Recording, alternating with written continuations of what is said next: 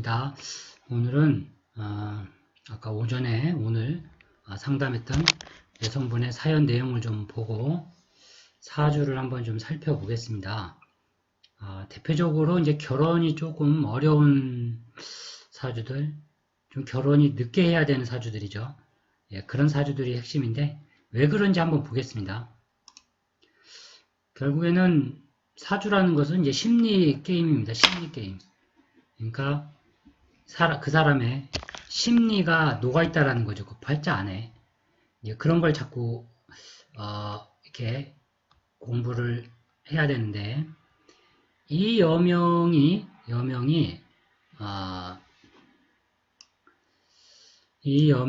상담을 이제 의뢰해 왔습니다. 그래서 이제 남자친구가 한 명, 남자친구는 아닌데 이제 주변에 있는 남자들이 사주가 다 이렇게 되어 있습니다. 자, 그런데 그러면 어떤 남자를 만나야 되느냐라는 게 질문인데 일단 이 여명부터 사주를 좀 보죠. 여명은 일간이 정한데 월간 임수하고 다정하게 합을 하고 있어요. 천간에서는 이렇게 합을 한다는 것은 나의 정화의 에너지가 임수에게 전달이 된다. 그런데 정화는 힘이 자꾸 빠지죠. 열이 쭉쭉 빠지는 거예요. 열이 빠지기 때문에 정화는 임수를 좋아한다 라고 볼 수가 없어요. 그렇게 볼 수가 없습니다.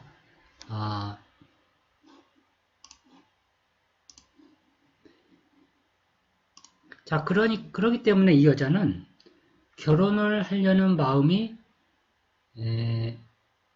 강할 수가 없어요. 왜? 임수를 싫어하거든요. 근본으로는. 본질적으로는 임수를 좋아할 수가 없습니다.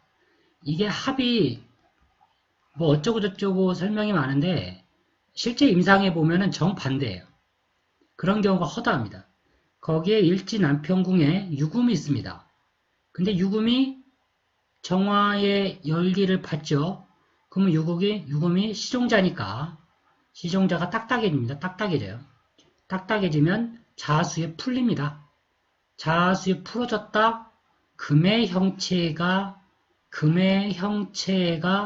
유지를 못하는 거죠. 그러니까 금이 물로 바뀐 거 이런 사주가. 금이 물로 바뀌었다. 시종자를 물에 풀었다. 이게 무슨 얘기냐. 근데 자수는 또 잿살이에요. 임수는 겁살입니다. 겨울로 에너지가 다 몰려있죠.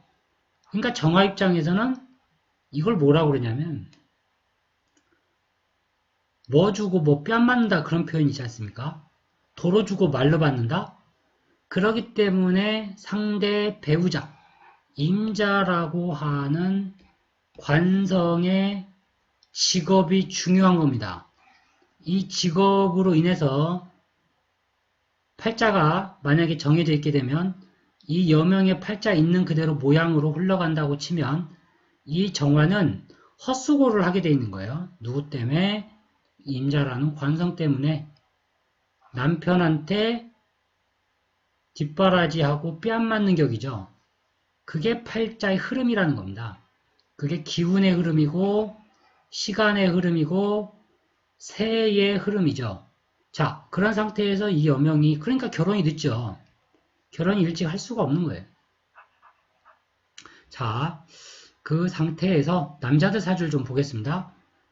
이 남자를 보니까 무토도 있고 경금도 있고 뭐 그런데 평화도 있어요. 그러니까 이제 뭐 높은 산에 열매를 평화로 키우겠다. 돈을 부풀리겠다. 사업하겠다. 이 남자는 사업가입니다. 사업가인데 만약에 이 남자하고 결혼하게 되면 어떻게 될까요? 이 남자하고 결혼을 했다. 그러면 일지궁이 배우자 궁이니까 자수의 동태를 잘 살펴야 됩니다.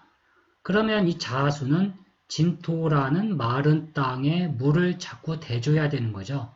이게 돈으로 되어 있지 않습니까? 돈 갖다 박는 거예요. 돈 갖다 꼬라박는 거죠.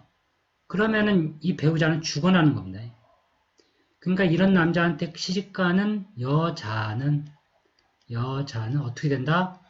골병 든다. 골병 드는 팔자입니다. 조심해야 돼요. 물론 지금 연을 지금 오픈 안 했기 때문에 이제 좀 그러지만 여기에 다른 글자가 있으면 또 다르겠죠. 약간 해석이 달라지는데 어쨌거나 이것도 결혼 불미 구조다. 그래서 꽝이다. 하지 말라고 했습니다. 그랬더니 얼마 전에 헤어졌다고 하더라고요. 자, 그 다음에 요 사주 이제 보겠죠. 요 사주를 봤더니 경금인데 병화가 너무 많죠. 관살이 종중한 사주다. 이런 사주도 조심해야 한다. 왜냐하면 원국에 목이 안 보이죠. 무제사주다라는 말을 쓰는데 목이 없다라는 것은 큰 결점이 돼요. 왜냐하면 목이 없는데 금이 있을 수가 없거든요. 화가 없는데 금이 존재할 수가 없습니다. 금이 존재하려면 목이 있어야 되고 여기에 화가 있어야 돼요. 근데 화는 많이 있죠. 근데 팔자에 목이 없어요. 이런 구조도 부인 간의 인연이 박하다라고 보는 겁니다. 자, 그러면 이거를 좀 물상적으로 좀 보면 이 열매라고 하는 경금인데 열매가 컸죠. 5월이니까. 근데 이게 태양이 두 개가 떠 있는 거죠. 지금 하나도 뜨거워 죽겠는데 두 개가 떠서 열매를 말리는 형국이에요. 수기의 동태를 잘 봐야 됩니다. 이 사주는. 하지만 어쨌거나 이 사주도 꽝이다. 하지 말라고 했고 자, 이 사주도 보니까 뭔가 좀 냄새가 나죠. 이런 형태 사주는 제가 많이 올려드렸습니다. 누구? 우리나라 VIP2 이제 그분이고 또 이 사주가 신자되어 있는 게 최근에 나온 무토일간의 이 선수, 야구선수 황의조 선수죠. 자, 그런데 이게 신자로 합의되어 있어요. 그 얘기는 뭡니까? 그 얘기는 일간이 키우는 신금이라는 열매죠. 열매를 지금 열심히 키우고 있는 거예요. 키우는데 신금이 어디로 간다? 자수로 간다. 그 위에 병화, 비견이 있다. 비견은 타인입니다. 곧 내 부인이 다른 남자한테 간다라는 얘기예요. 이게 이제 간략하게 보는 방법입니다. 그래서 저는 이제 결론적으로는 다 아니다 라고 말씀을 드렸습니다. 혹시 궁금하신 거 있으시면 공부 차원에서 올리는 댓글은 답을 해드리겠습니다. 근데 이런 것도 결국은 이 월지라고 하는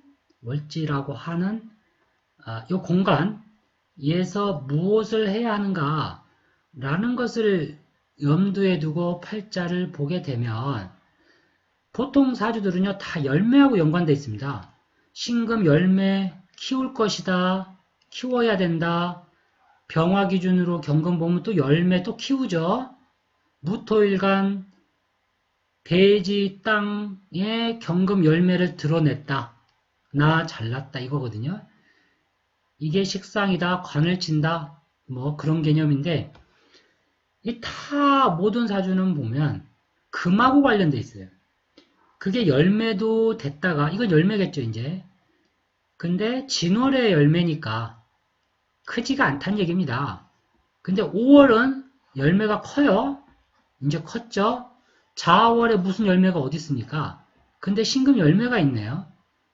자, 자월에 유금 시종자가 있습니다. 이것도 열매가 변형된 겁니다.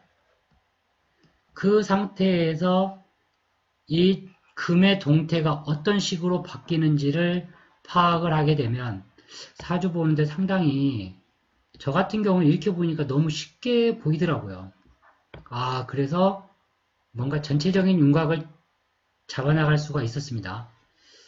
그리고 난 연후에 무엇을 해야 하냐면 대운과 세운 판단을 해야겠죠. 자, 도움이 되셨는지 잘 모르겠지만 오늘 상담했던 내용을 좀 간략히 올려드렸습니다.